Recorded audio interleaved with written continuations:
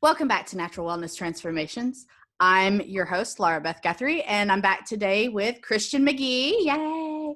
Christian does a bunch of stuff with Arbonne, and today we're going to talk a little bit about detoxing and the detox tea that Arbonne has.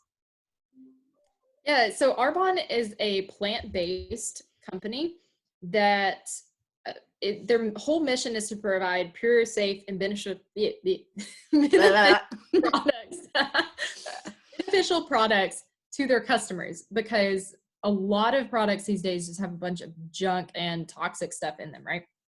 I can't use half of the products on the market in the cosmetics department, and a lot of nutrition stuff gives me gut issues, etc. So anyways, we have a detox tea, and I am not an herbalist. But I am. Yeah, exactly. So I'm kind of curious what your thoughts are on the things in this detox tea. But first of all, what even is detoxing? Like, for the layman, me, what is detoxing? Help me. So detoxing occurs naturally in our body. We have 5 avenues essentially of detox. That includes your skin, which we talked about last time on the podcast. Yes. And your lungs, your bladder, your liver, and your intestines. And all of these are ways that things flush back out of your body. Normally, our body will get rid of most of the junk that it doesn't need. A lot of the problems we run into these days are that we have too much in the way of chemicals in our skincare, even stuff that you don't necessarily think about, like your detergent, what you're washing your clothes in, can have random chemicals in it. Those little dryer sheets that everybody likes because it makes things smell good and it keeps the static down, those are an issue for detox as well, which is why you'll find me using wool dryer balls. Yeah. And so there's all these different little things around your house that you have to kind of consider when you're trying to reduce toxins, which is kind of a broad general term for anything that might get into your system and wreak havoc. Because a lot of the times you've got chemicals and things of that nature that are, they're getting absorbed in through your skin, and your body doesn't know what to do with it, and it gets in the way of the natural process that your body has, and all of a sudden you've got weird stuff happening with different organs in your body, and nobody really knows why, because we haven't studied the effect of all these chemicals yet, so we don't really understand to what extent it's really throwing our bodies off. Wow, that was a lot. Just a little bit. And I tried to be as layman about it as possible, but it is something that, like, a lot of the times we can naturally detox a lot of the stuff if we're eating right and if we're keeping our exposure to chemicals down. But we do run into scenarios where those detox organs need to be nourished. And when we nourish those detox organs, they work better. And therefore, our body is naturally able to detox more effectively.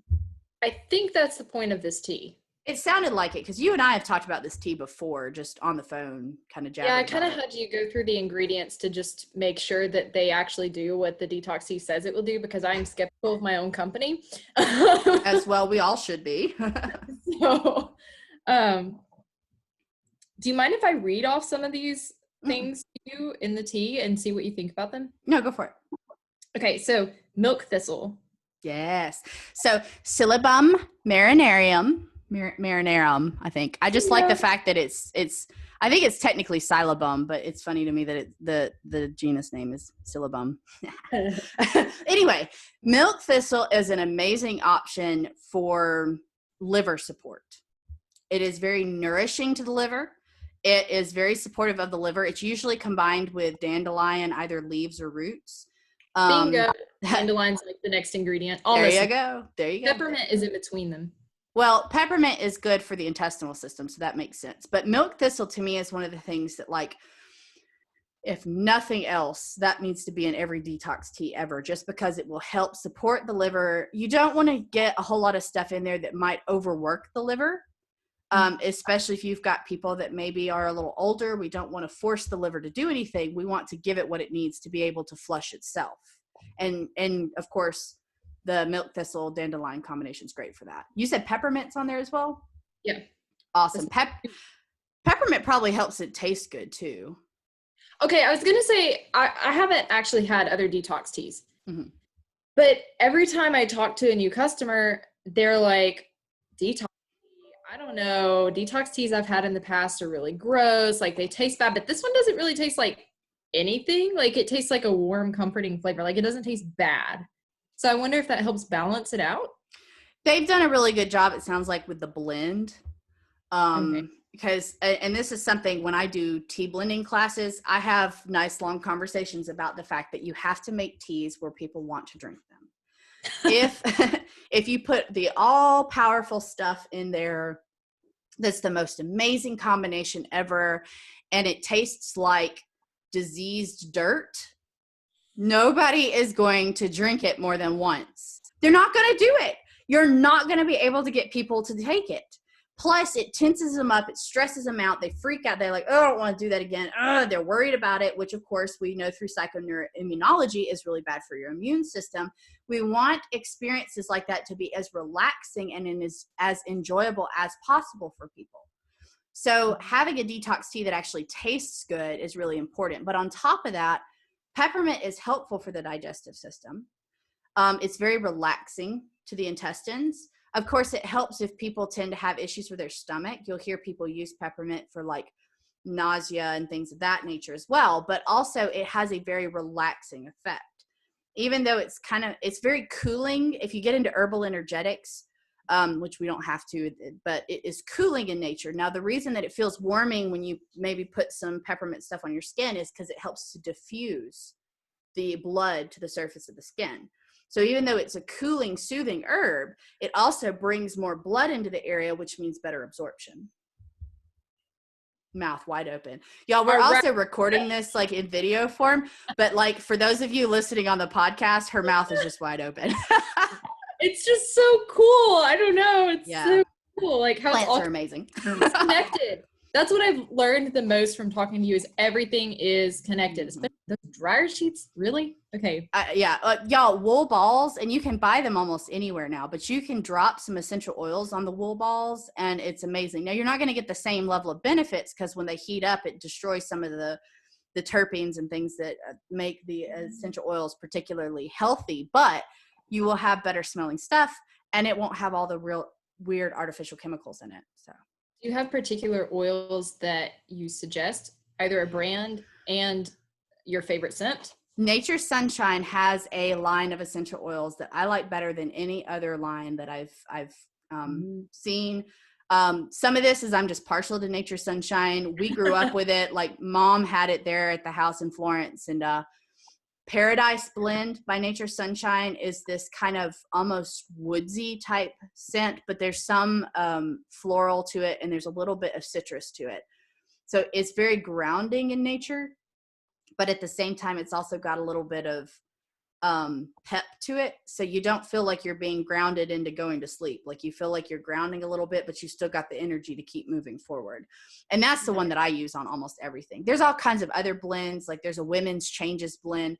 When somebody comes to work with me, that's when I really help them figure out which of the essential oil blends is best for them. And right now, with everything that's going on with all the quarantines and stuff, my consults are pay what you can. So if you go to naturalwellnesstransformations.com, click on consultation, you'll see you can schedule stuff. It's all virtual right now, 30 minutes long. They're normally $45 per session, but you can just pay what you can and we'll get it figure out which of the essential oils you would prefer. And of course, when we get back to the point where I can see people in person, I a lot of times let them smell the different oils and see, from that angle. So yeah, that's fun too. But yeah, check that out for that. Yeah, it's fun. But yeah, so definitely there are essential oils. A lot of the times I encourage people, again, we're back to the whole taste thing, right? Like if you don't like the smell of a blend, you're not going to use it. So you might as well find a blend that you like. But yeah, so continuing back to, now that we've gone on that tangent, back to the detox tea. So does it tell what part of the dandelion it's using? Root. Okay. Makes sense. A lot of the stuff you'll see dandelion root is what people will use. I'll tell you guys this one thing. You can actually, when the dandelions are small, now if they've already flowered, if it's the little puffy white thing, don't bother, because that means all the nutrients have been sucked up into the seeds. But if the dandelions are still a little small and they've got the little smaller leaves on them, you can pick those and put them in a salad, and they have a high mineral content that can support your body. So I can just grow a little patch of dandelions, which is super easy. I just got to go. Super easy. Puts a little tuft in the ground and grow. Yep. I go out front, but in my salad. Yeah. Now I do encourage you, don't go to the roadside. Like if you live at a busy subdivision and you've got a main road, you don't want to go by the road to pick the stuff, because of course a lot of the chemicals coming from cars are being absorbed into the flowers. I don't go into my backyard because that's where my dogs go to the bathroom. Even though we scoop it up, there's just no point in doing it when I've got a little section of my front yard. Every time before Blake goes out there and mows the grass, I go out there and I pick the dandelion. The flowers are also very good. You can make bread and stuff with the flowers. But what? Yeah, people put dandelion flower bread. Like that's a thing. But also I get the little leaves, not the real big ones. If you get the big ones, they're kind of bitter. It's like any other leaf. It's bitter. But yeah, the little leaves, and I'll wash them and put them in teas or salads. Mm-hmm. Wow. Okay, I'm still stuck on the bread thing. I need a recipe for that. I need you to drop me a link. Okay. Yep. So we can get that figured out. Okay, you ready for the next ingredient? Do it. Sweet fennel. Sweet fennel. Okay. So yes, they're definitely going the digestive route as well, because fennel is used for digestive stuff. It has kind of a licorice taste to it. Mm-hmm. And I used to juice fennel. Do it? I used to juice fennel. Oh, honey. Ugh. I love it. It's like licorice. Well, the problem that I have with fennel is if you get too much of it in something, it will actually make it taste very bitter. Fair. Fennel is a bitter. You'll see like fennel and ginseng together in different formulas to help with appetite when somebody's having trouble with their appetite. Oh, that's why we have this full control thing, and it's got that stuff in it. Oh, well, there you go. Because that actually helps. Huh? Or maybe it's the metabolism support. Hold on, now I'm confused. A lot of the times it's used for appetite stimulating, though. And usually healthy appetite stimulation. It's not like you put fennel in a tea and all of a sudden it's going to make you super hungry. What it does do is it helps your body to create the bile and things that it needs. So when you get the bitters like the fennel and the ginseng, it actually creates a reaction that your body goes, oh, it's time for my liver to start working to break down the food that I'm eating and things like that. Interesting. To break down. Okay, sorry. I'm trying to put two and two together about product. I was wrong about the other stuff. It's in our hydration supplement. Why would ginseng? Why would that be in our hydrate? Is it in, I guess not ginseng, ginseng. Ginseng, yeah, which is spelled GENTIAN, ginseng. It's like a Chinese herb. Mm-hmm. I had never heard of that. Okay, scratch all that. It's all good. Oh, digestion. Yes. Got it. Liver. Yeah. Right? Yeah, it helps the liver to function. Making a lot of sense, because my friend Cynthia, her uncle, I think, or someone had like some liver problem and started drinking this consistently on a regular basis because he was doing the 30 Days to Healthy Living program. Mm-hmm. And it apparently helped a lot. Nice. Whatever his problem was. And I was like, liver? What's liver? Yeah. That's going to be that dandelion, milk thistle, and some of that fennel. Mm-hmm. I think you mentioned once to not. Oh, never mind. We'll get there in a second. Yeah, I know what you're about to talk about. Yeah, uva ursi. Uva ursi. Yep. Ooh, those uva. Okay, elderflower. Elderflower. Ooh, that's a good one. So normally you hear of elderberry. People talk about elderberry as an option for immune support all the time. Elderflower is also a good immune boost option, but it's also very nourishing to pretty much your entire body. So, yeah, and it's also very tasty. So I think elderflower makes sense in that formula. Can you overdose on elderflower? Like, should I also have more supplements of elderflower? Should I grow it in my backyard and consume it every night for dessert? Like, how does this? I would love to do that. There was an elderberry tree or bush. I mean, I keep calling this stuff trees because it gets really big there in Florence. But it got bushwhacked this last year, and like I really wanted to go out there and like have a funeral for it. I was like, my elderberry is gone. So sad. I know. So it was down by Herc's Highway. And, that was my old horse. By the way, Hercules was the old horse. And we built like a bridge thing going up to see him. So but yeah. That was an inside discussion, y'all. But you could grow it. I do think it will grow up there. You'll have to check and see like what zones elderberry will grow in. Here in Birmingham, I'm almost too far south to grow it effectively. And also animals, like sometimes the berries are not very good for like dogs. So I just don't really have anywhere I can grow it here. But yeah, you could totally grow it and you could put it in tea. Almost anything that's just like normal stuff that you're using. Obviously, if you put poisonous mushrooms in tea, it will kill you. But if you're just like wanting to do something and you're like, I don't know if I should do a supplement or if I should do a tea, you could do a tea by yourself and it would be fine. Yeah. Now, supplements, see, the thing about supplements is it's the dried, concentrated flowers, right?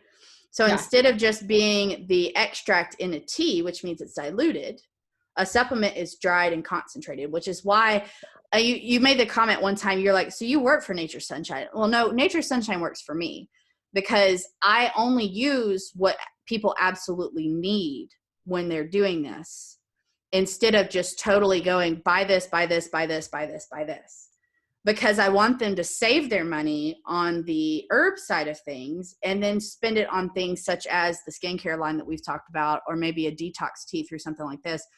Because you can come to me and get the advice as to what's going to work best for you and not spend $45 on different supplements that maybe were too much. And then you can buy that elderberry tree and have the elderflowers or whatever, you know.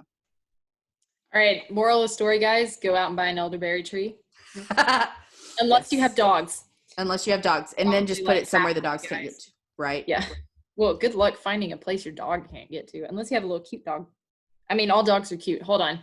I was about to say, you better watch it now. My two are like 75. Okay, 5 pounds each. Nettles. Okay, so nettles are great for the respiratory system. Remember I mentioned that the lungs are part of your detox system.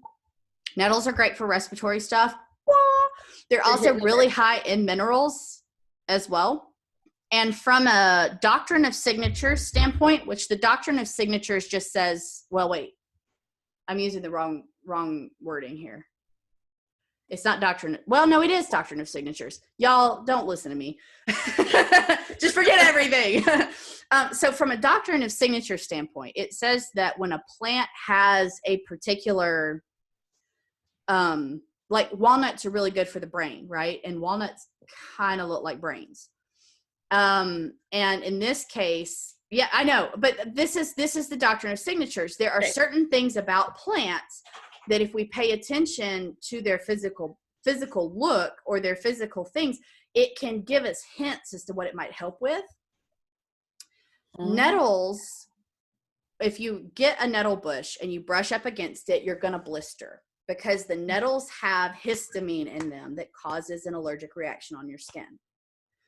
Once we have dried the nettles, it's very good for people who have allergy issues. So that's what I mean by doctrine of signatures. Yeah. Doctrine of signatures shows that people who are having allergy issues are going to benefit from the nettles. And that comes from the fact that when the nettle plant is growing and before you dry it and everything, if you brush up against it, it will cause a localized allergy reaction because it has histamine in the bristles. So yeah. So it's really cool from that angle. But of course, again, the respiratory tract, of course, is where they're going for the detox, I'm sure, in this scenario. Huh. You're learning all kinds of junk that you didn't even know. I know. You're like, what? All of you guys need to sign up for like a little one-on-one session, because you can ask all these crazy questions, learn all sorts of cool stuff. Mm-hmm. I am a fan. I'm huge. I'm not huge. Hold on. Okay. Parsley. I'm huge. Parsley. Okay. Parsley is another one that's really good for the digestive system. You'll see it used as a garnish on a lot of stuff. It's also very high in minerals. Again, you're kind of getting like the nettles and stuff, right? Like you just you're kind of So that's kind of where that comes from. And then uva ursi. Uva ursi. Finally, we got to the one that's kind of a little scenario. Okay. Uva ursi is a great plant. Uva ursi is in a Nature Sunshine product called Urinary Maintenance for anybody who struggles with like recurring issues with the urinary system. Mom and I both use it on a regular basis for urinary tract infections. So when you start having that kind of feeling down there, like I may have to go get me some azo, we pull out the urinary maintenance, and uva ursi is in urinary maintenance. My problem with uva ursi in this product is that they recommend taking it for what, like 30 days at a time? Yes. I don't tell the clients that I have for our 30-day program, I haven't made them take it twice. I think they suggest twice a day for 30 days, maybe. I've always suggested just take it occasionally at night, but without knowing how much uva ursi, without it's knowing. Next to last thing on the list, though, which means like, there's not much in there. But without knowing how much uva ursi in there, I have to caution you against using it for more than 2 weeks at a time. So what I would do with this product is I would use it for 2 weeks, take a 4-week break, use it for 2 weeks, take a 4-week break. So that means it's a kind of a 6-week cycle, 2 weeks on, 4 weeks off, 2 weeks on, 4 weeks off. Yeah. The only reason for this is uva ursi can overwork your bladder and cause issues. It can overwork your kidneys and cause issues. So we really want to be conservative when we're using something like this. And so I would, from a PhD candidate standpoint, I would encourage people to use it the twice a day for 2 weeks on, 4 weeks off, 2 weeks on, 4 weeks off. Now, is it possible to do like the 30 days with just once a day, or is that bad too? You could probably do 30 days once a day. I'm not that obsessed with the tea. I honestly do like every 3 days or something. Yeah. And if you were doing it once every 3 days or once every other day, that would probably be okay too. My concern is that there is enough evidence to suggest that people could have, problems with it stressing their system, while at the same time, we don't have enough evidence to show at what point it stresses the system. Does that make sense? So yes. We know that at some point it can stress the system. And we know that we can use it for a couple of weeks at a time without issues, but we don't know at what point is too much. We do know that 2 weeks is safe. Past that, we don't really have enough evidence to show at what point. And it may be that for perfectly healthy people, they could drink it every day for 2 years and never have any problems. But the problem is we don't have those parameters available, and we do have enough evidence at this point to say that we have to be careful with it. And that's why I would encourage people to do it for like 2 weeks on, 4 weeks off. Now, if you wanted to do it once a day instead of twice a day and do it for the full 30-day period, then you could, use your best judgment. With me not being there, not working one-on-one with people on this matter, I can't say, yes, this has to be done this way.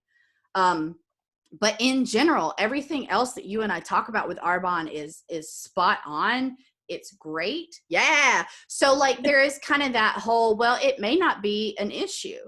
And again, it's the only reason I even bring it up is because I don't want to sit here and tell people, oh, this is the greatest tea ever. And then somebody goes and listens to something else I've done where I'm talking about you can't take uva ursi for more than a couple of weeks at a time, because it makes it sound two-faced on the matter. And so, yes, I do believe that if you were taking it every day, twice a day for 2 weeks, and then just giving yourself a month in between taking it, I think that would be great. It'd be very supportive of your system without overloading it with uva ursi and possibly causing damage.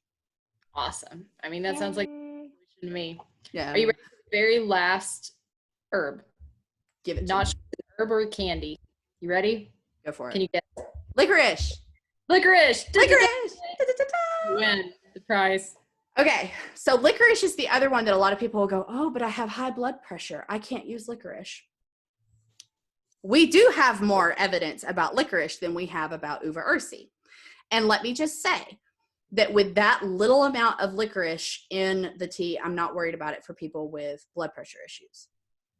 The kinds of levels of licorice that people have to take to get bad blood pressure issues out of it, if I read it correctly when I was reading through the study that they did where they actually showed the levels, it's like 2 or 3 cups of 8 ounces cups of licorice tea a day for 2 or 3 days in a row before it started. Who is going to be doing that? Nobody's doing that. It's way more licorice. So yes, licorice does have the capacity to start raising blood pressure. Licorice does not have the capacity in this kind of tea blend to cause people problems. Cool. You're more likely to raise your blood pressure freaking out about the fact there's licorice in this. I'm just saying. It's a thing. Okay. So just be aware that that's not a concern. I am a PhD candidate at this point. My undergraduate is a complementary medicine bachelor's of science. It's not just a random bachelor's, it's a bachelor's of science. I had to take the science classes. I'm about finished with my master's in public health with a concentration in functional nutrition. So it's not like I took a weekend class and went, yeah, this is great, let's do it. Yeah, you can trust me. It's okay. You've also had a lot of mentors and a lot of just personal experience, I guess, too. Yeah. My mom actually had some pain in her muscles that got real severe and when I was younger, and you were probably too young at that point to remember it. She would vacuum our little apartment and then she'd be out the rest of the day. It would hurt her so bad. Yeah. She couldn't get out of bed. And that was how I got introduced to Nature's Sunshine, because they had a product called fibralgia. Which is kind of a combination of magnesium malate and another form of malic acid. Mm-hmm. And she took that along with some lifestyle changes, with some food changes, and she's been pain-free for 15 years at this point. Wow. Yeah. So that's why I trust Nature's Sunshine so much. Yeah. And of course, once I had my own issues, getting into Nature's Sunshine was big.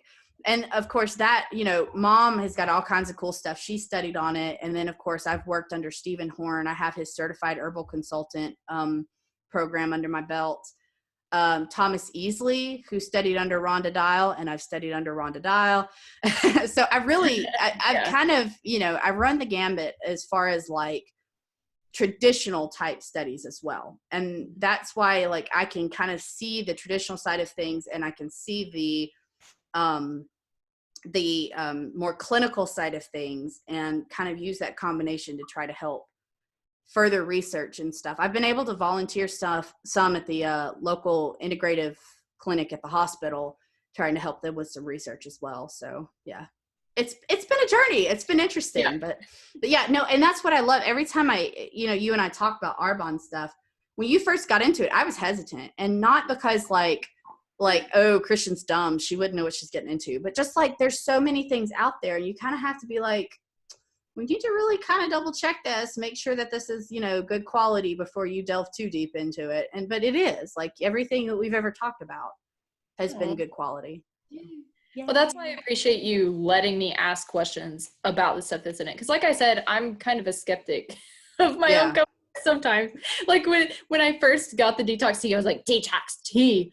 Detox isn't even a thing. What is, so I have to call you and ask you questions. So I really appreciate you being patient with all my crazy questions. No worries. Well, look, I really hope that we can keep doing this. I think that this is a lot more fun than me monologuing.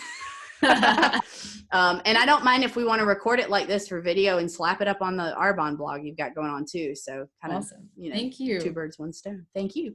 All right, guys. So for the podcast, thank you guys again. I appreciate that you've been listening in. If you have questions for me, or you've got other stuff that you want us to talk about at some point, definitely reach out and let me know. I'm also looking for people who are wanting to do the consults with me. And if you feel like, well, I can't really afford to give you a whole lot of money, but I wouldn't mind being recorded for the podcast, then we can do kind of a partial payment along with you coming on the podcast. And of course, we can keep your name quiet. We don't have to tell everybody what you got going on, but it would, you know, if that would be fun for you, I would love for you to reach out for us to do that as well.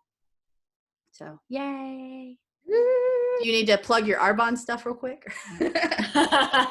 If you guys are interested in some detox tea or any of our other nutrition or skincare products, you're welcome to reach out to me on Instagram at ChristianMcGee7, and Christian is normal spelling, like in the Bible, McGee, MCGEE, and then 7, and you know, the number. Then you can also find me on christianmcgee.arbonne.com. If you go to my profile there, you can see a list of all of my favorite products with links, some other little cute details, and some discounts, blah, blah, blah. You can also contact me through there, I think, via email. So please send me all your questions and anything you're interested in. Yay. All right. Thanks, guys. We will catch you soon.